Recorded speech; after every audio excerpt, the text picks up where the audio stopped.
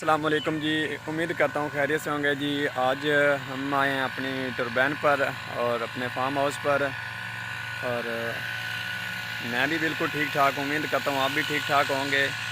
और आज हम अपने धान की फसल को स्प्रे करवा रहे हैं। मैं आपको दिखाता हूँ, आप लोग देखिए, ये देखें वो पीछे हमारे स्प्रे हो रहा है धान की फसल को।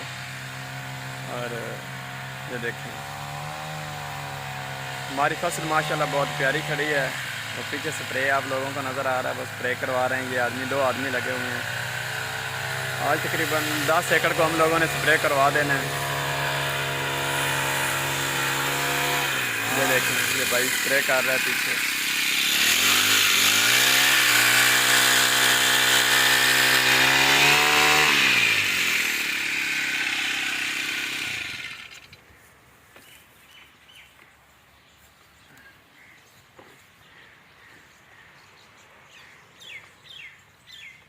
और साथ में हैं ये कावर भाई बैठे हैं जी, और साथ में वो मेरे अंकल खड़े हैं जी। ये साथ में दो आदमी हैं हमारे मज़दूर, जो यहाँ पे स्प्रे कर रहे हैं इस वक्त।